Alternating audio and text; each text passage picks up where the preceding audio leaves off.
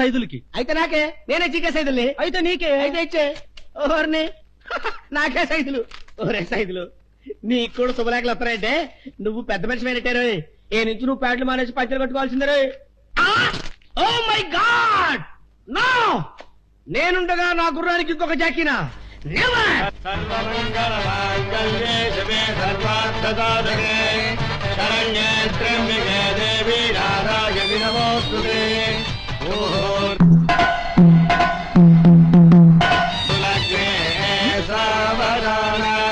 లక్ష్మీనారాయణ సావధాన మాంగళ్యం తంతు నానేన.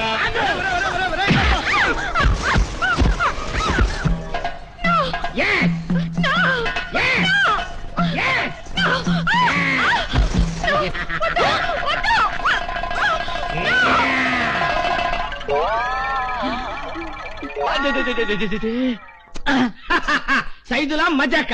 ఎంత ధైర్యంరా నీకు? అది నా సందు పేర్రా. ఎంత సాహసం అది నా గొంది పేర్రా. నా కూతురు జీవితంలో నిప్పులు పోస్తావు కదరా నీచుడా. ఇంకా 9 నెలలాగత్తా నాకు పుట్టబోయే బిడ్డ చేత నీ ఒళ్ళో 1కి పోయిస్తా. ఎవడ్రా? వదలండి, వదలండి, నేను ఊరుకోనరా. ఒక్కడు మాట్లాడేంట్రా? నేను తలుచుకుంటే మిమ్మల్ని అందరినీ తుక్కు తుక్కుగా ఇక్కడే తన్ని పారిపోగలను. కానీ ఎందుకు పారిపోలేదో తెలుసా? నా రోజా నా కోసం ఎక్కిళ్ళెక్కిళ్ళు పెట్టి ఏడ్చుకుంటూ స్టేషన్ కు వచ్చే సెంటిమెంట్ సీన్ కోసం వెయిట్ చేస్తున్నా. కండలు తిరిగిన గజి దొంగలే మా ముందు ఈ స్టైల్లో మాట్లాడరా? అంతకంటే గొప్పవాడిరా నువ్వు? సార్, నా శరీరంలో ఏ అవయవాన్నైనా పట్టుకోండి, నేనేమన్ను. కానీ జుట్టును మాత్రం పట్టుకోవద్దు. వదలండి. అంత హీరో పోజు కొట్టేవాడివి దొడ్డిదారిని పరిగెత్తుకుంటూ వచ్చి అమ్మాయి మెడలో తాళెందుకు కట్టావు? మెల్లగా వస్తే ఆలస్యం అవుతుందని. అంత స్పీడ్ గా వచ్చి అమ్మాయి జీవితాన్ని ఎందుకు నాశనం చేశావు? పగ సార్. నీ పగ కారణం బొచ్చు. పుచ్చా? ఎస్ ఎస్ సార్, నెత్తి మీద ఊడిన బొచ్చు. నీ నెత్తి మీద జుట్టే లేదు కదరా? అది ఈనాటి మాట సార్. సంవత్సరం క్రితం నా నెత్తి మీద బొచ్చే బొచ్చు. కావాలంటే ఒక్కసారి నా ఫ్లాష్ బ్యాక్ చూడండి సార్. అప్పట్లో నా జుట్టు పేరు దూరే సందు లేకుండా రింగు రింగులు తిరిగి ఏలూరు రోడ్లో ఉండేది. ఊళ్ళో వాళ్ళంతా మా తాత జుట్టు వచ్చిందనేవాళ్ళు. వాడే నా తాత. 70 ఏళ్ల వయసులో కూడా మా తాత తలదూతుంటే ఒక్క తెల్లంటికి కూడా ఊడేది కాదు. ఆయన జుట్టు ఎంత ఫేమస్ అంటే కంచిలో బల్లిని ముట్టుకున్నట్టు ఎక్కడెక్కడి పెడతల వాళ్ళు వచ్చి మా తాత జుట్టు ముట్టుకునేవాళ్ళు. అలా చేస్తే వాళ్ళకి మళ్లీ జుట్టు మొలుస్తుందన్న నమ్మకం. అలా కొందరికి మొలిచింది కూడా. అంత గొప్ప తాతకి నేనన్నా నా నల్ల బొచ్చన్నా, అలాగే తాతన్నా తాత తెల్ల బొచ్చన్నా నాకిష్టం. అలా తాత మనవాళ్ళం ఒకళ్ళ జుట్టు ఒకళ్ళు దువ్వుకుంటూ ఉండగా గజ్జిపేట బుజ్జి పెద్ద కూతురు రోజాతో నా పెళ్లి కుదిరింది. రోజా నన్ను చేసుకోవడానికి ఇష్టపడింది కేవలం నా రింగుల వెంట్రుకలను చూసి. తాంబూలాలు పుచ్చుకున్నాం. వచ్చే వారమే పెళ్లి అనుకున్నాం. శుభలేఖలు కూడా కొట్టించాం. శుభలేఖ వచ్చిన రోజే మా తాత చచ్చిపోయాడు. తాత చచ్చిపోయాడు కాబట్టి పెళ్లి వచ్చే శ్రావణ మాసం దాకా వాయిదా వేసుకున్నాం. తాత శరీరంతో పాటు ఆ బొచ్చు కూడా కాలిపోయిందన్న దిగులతో మంచం పెట్టాను. జ్వరంతో లంకణాలు చేశాను. ఆ లంకణాలు ఆ దిగుల్లో నా కన్నీటి బొట్టు రాలినట్టు నా తల్లోని వెంట్రుకలు ఒక్కొక్కటిగా ఊడిపోవటం మొదలుపెట్టాయి.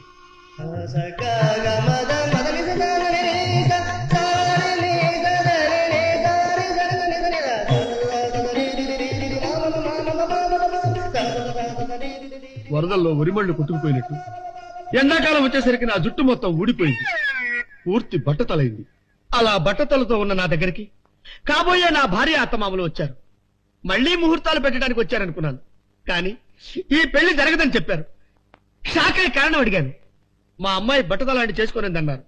మరింత షాక్ అయ్యాను. తాగుబోతుని చేసుకోనంటాం ధర్మం, తిరుగుబోతు నాకు వద్దు అనటం న్యాయం.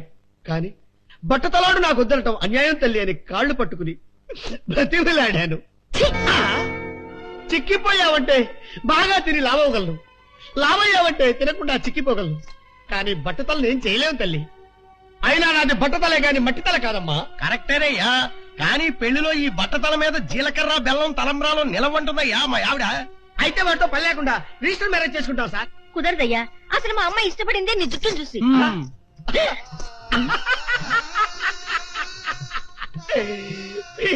రోజా, జీవితం అంటే వెంట్రుకలని భ్రమపడుతున్నావు. తెలియకుండా ఊడిపోతూ తెల్లవారేసరికల్లా తెల్లబడే వెంట్రుకలు శాశ్వతం కాదమ్మా. అయినా నీకు బొచ్చే ముఖ్యం అనుకుంటే మంచి విగ్గు చేయించి పెట్టుకుంటా. ఐఎమ్ సారీ, కూడు లేని వాడినైనా గూడు లేని వాడినైనా ఆఖరికి గుడ్డ లేని వాడినైనా చేసుకుంటాను గానీ బొచ్చు లేని వాడిని మాత్రం చేసుకోను. రండమ్మా. ఆ? రోజా రోజా రోజా నా తల్లి, అయ్యో ఇప్పుడు నా గతి ఏంటి బాబా? ఇదేనా సార్ న్యాయం? కాదు కాదు కాదు సార్ మీది కూడా సలివిడుస్తుందే, సిమెంట్ రోడ్డు. సార్ మీ బట్టదాలు చూసి మీ ఆవిడ మిమ్మల్ని ఏమనలేదా సార్? ఏమీ అనలేదు. ఆ కామ్గా పక్కింటి వాడితో లేచిపోయింది. No problem, don't worry my dear boy. ఆ గజ్జిపేట బుజ్జి కూతుర్ని లాక్కొచ్చి నీ చేత కాపురం చేయిస్తా. This is my promise. Sir, Gajjipeta బుజ్జిగారింటికి వెళ్ళాను సార్. ఇంటికి తాళం వేసింది సార్. పారిపోయారా? అవును సార్, ఎవడో నెత్తి మీద 3 వెంట్రుకలున్న వెధవ బలవంతంగా తన కూతురు మెడలో 3 ముళ్ళు వేశాడని అవమానం తట్టుకోలేక ఫ్యామిలీ అంతా సింగపూర్ వెళ్ళిపోయారు సార్. అయ్యో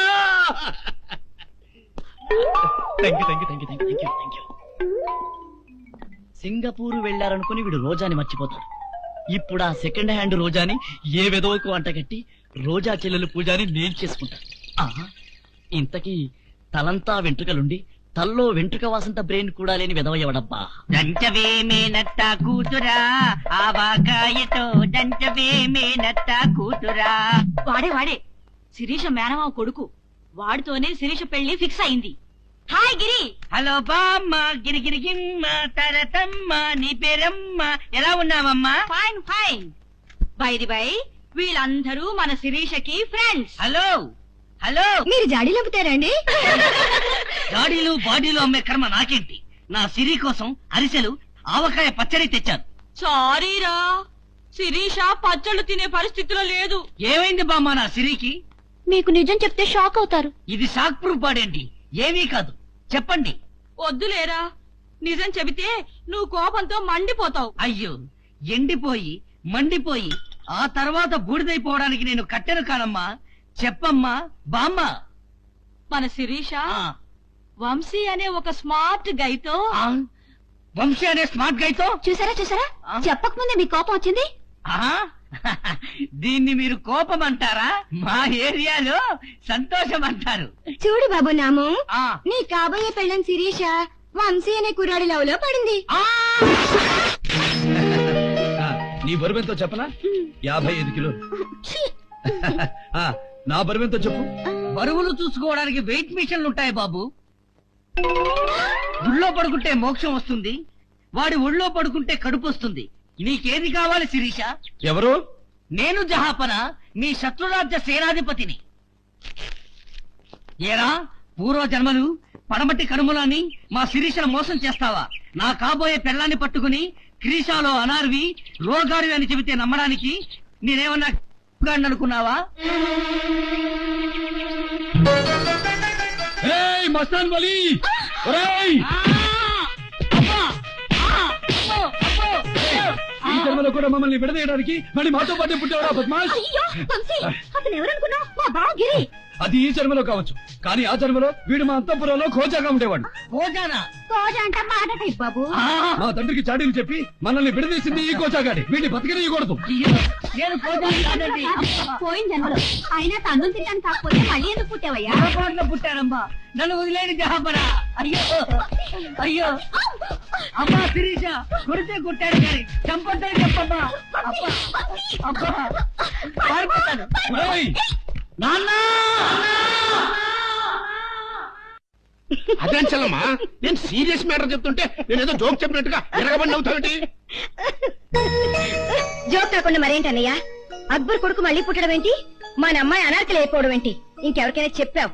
పిచ్చి నీ కొడుకు కాదు, నీకెక్కింది అనుకుంటారు. అంతేగాని నేను చెప్పింది నమ్మనంటావు. ఏమిటయ్యా నమ్మేది బుద్ధి లేకుండా? బావగారు పేపర్ చదువుకున్నారనుకున్నా, మ్యాటర్ వెంటనే ఉన్నారన్నమాట.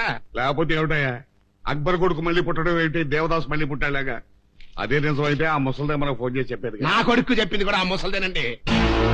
నీలాగే నా కొడుకు కూడా ఇదంతా పెద్ద డ్రామాలేవో అని ఆ సలీం గడి మీద రివర్స్ అయితే, ఓరి నా సాలేగా ఆ రోజుల్లో నువ్వు అంతఃపురంలో పోజావి అని పెచ్చ కొట్టుడు కొట్టాడంట. మా అమ్మాయికి కూడా పూర్వజన్మ జ్ఞాపకం వచ్చిందా? వచ్చిందో తెప్పించాడు. మొత్తానికి వాళ్ళిద్దరూ ఉర్రూతలు అవుతున్నారంట. రోజా నన్ను చేసుకోవడానికి ఇష్టపడింది కేవలం నా రింగుల వెంట్రుకలను చూసి. తాంబూలాలు పుచ్చుకున్నాం. వచ్చే వారమే పెళ్ళనుకున్నాం. శుభలేఖలు కూడా కొట్టించాం. శుభలేఖ వచ్చిన రోజే మా తాత చచ్చిపోయాడు. కాబట్టి పెళ్లి వచ్చే శ్రావణ మాసం దాకా వాయిదా వేసుకున్నాం. తాత శరీరంతో పాటు ఆ బొచ్చు కూడా కాలిపోయిందన్న దిగులతో మంచం పెట్టాను. జ్వరంతో లంకణాలు చేశాను. ఆ లంకణాలు, ఆ దిగుల్లో నా కన్నీటి బొట్టు రాలినట్టు నా తల్లోని వెంట్రుకలు ఒక్కొక్కటిగా ఊడిపోవటం మొదలుపెట్టాయి.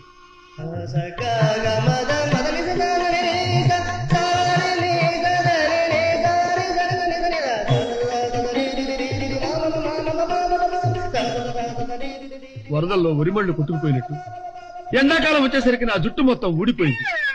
పూర్తి బట్టతలైంది. అలా బట్టతలతో ఉన్న నా దగ్గరికి కాబోయే నా భార్య అత్తమామలు వచ్చారు. మళ్లీ ముహూర్తాలు పెట్టడానికి వచ్చారనుకున్నాను. కానీ ఈ పెళ్లి జరగదని చెప్పారు. షాక్ అయ్యే కారణం అడిగాను.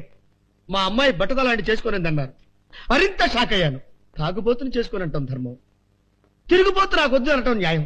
కానీ బట్టతలాడు నాకు వద్దనటం అన్యాయం తల్లి అని కాళ్లు పట్టుకుని బ్రతిమలాడాను. చిక్కిపోయావంటే బాగా తిని లావగలను, లావయ్యావంటే తినకుండా చిక్కిపోగలను. కానీ బట్టతలను ఏం చేయలేము తల్లి. అయినా నాది బట్టతలే గాని మట్టితల కాదమ్మా. కరెక్టేనయ్యా, కానీ పెళ్లిలో ఈ బట్టతల మీద జీలకర్ర బెల్లం తలంబ్రాలు నిలవంటుందయ్యా మా ఆవిడ. అయితే వాటితో పని లేకుండా రిజిస్టర్ మ్యారేజ్ చేసుకుంటాం సార్. కుదరదయ్యా, అసలు మా అమ్మ ఇష్టపడిందే నీ జుట్టును చూసి.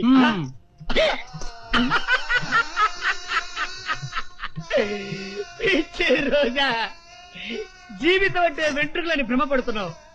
తెలియకుండా ఊడిపోతూ తెల్లవారేసరికల్లా తెల్లబడే వెంట్రుకలు శాశ్వతం కాదమ్మా. అయినా నీకు బొచ్చే ముఖ్యం అనుకుంటే మంచి విగ్గు చేయించి పెట్టుకుంటా. ఐఎమ్ సారీ, కూడు లేని వాడినైనా గూడు లేని వాడినైనా ఆఖరికి గుడ్డ లేని వాడినైనా చేసుకుంటాను గానీ బొచ్చు లేని వాడిని మాత్రం చేసుకోను. రండమ్మా. రోజా, రోజా, రోజా నా తల్లి. అయ్యో, ఇప్పుడు నా గతేంటి బాబా? ఇదేనా సార్ న్యాయం? కాదు కాదు కాదు సార్, మీది కూడా సలివిడుతుందే సిమెంట్ రోడ్డు. సార్, మీ బట్టదాలు చూసి మీ ఆవిడ మిమ్మల్ని ఏం అనలేదా సార్? ఏమీ అనలేదు. కాముగా పక్కింటి వాడితో లేచిపోయింది. No problem, don't worry my dear bye.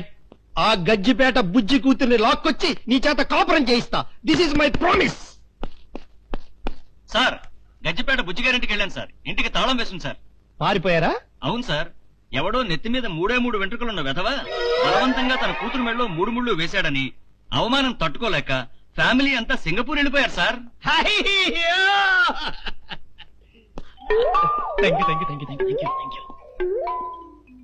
Singapore వెళ్లారనుకుని వీడు రోజాని మర్చిపోతాడు. ఇప్పుడు ఆ సెకండ్ హ్యాండ్ రోజాని ఏ వెదవకు అంటగట్టి రోజా చెల్లెలు పూజాని నేను చేసుకుంటాను. ఇంతకీ తలంతా వెంట్రుకలుండి తల్లో వెంట్రుక వాసంత బ్రెయిన్ కూడా లేని వెదవయ్యవడబ్బా. దంచవే మేనత్త కూతురా, ఆవాకాయతో దంచవే మేనత్త కూతురా. వాడే శిరీష మేనమావ కొడుకు. వాడితోనే శిరీష పెళ్లి ఫిక్స్ అయింది. హాయ్ గిరి. హలో బామ్మ, గిరిగిరి గిమ్మ తరతమ్మ, నీ పేరమ్మ, ఎలా ఉన్నావమ్మా? Fine fine. బై వీళ్ళందరూ మన శిరీషకి ఫ్రెండ్స్. హలో హలో, మీరు జాడీలు అమ్ముతారండి? గాడీలు బాడీలు అమ్మే కర్మ నాకేంటి? నా సిరి కోసం అరిసెలు ఆవకాయ పచ్చడి తెచ్చాను. సారీరా, శిరీష పచ్చళ్ళు తినే పరిస్థితిలో లేదు. ఏమైంది బామ్మ నా సిరికి? మీకు నిజం చెప్తే షాక్ అవుతారు. ఇది షాక్ ప్రూఫ్ బాడేంటి? ఏమీ కాదు, చెప్పండి. వద్దులేరా, నిజం చెబితే నువ్వు కోపంతో మండిపోతావు. అయ్యో, ఎండిపోయి మండిపోయి ఆ తర్వాత బూడిదైపోవడానికి నేను కట్టెను కానమ్మా. చెప్పమ్మా బామ్మ. మన శిరీష వంశీ అనే ఒక స్మార్ట్ గైతో. వంశీ అనే స్మార్ట్ గైతో? చూసారా చెప్పకముందే మీ కోపం వచ్చింది. దీన్ని మీరు కోపం అంటారా? మా ఏరియాలో సంతోషం అంటారు. చూడు బాబు నాము, నీ కాబోయే పెళ్ళం శిరీష వంశీ అనే కుర్రాడి లవ్ లో పడింది. నీ బరువెంతో చెప్పనా? 55 కిలోలు. నా బరువెంతో చెప్పు. బరువులు చూసుకోవడానికి వెయిట్ మిషన్లు ఉంటాయి బాబు. గుళ్ళో పడుకుంటే మోక్షం వస్తుంది, వాడి ఒళ్ళో పడుకుంటే కడుపు వస్తుంది. నీకేది కావాలి శిరీష? ఎవరు? నేను జహాపన, మీ శత్రురాజ్య సేనాధిపతిని.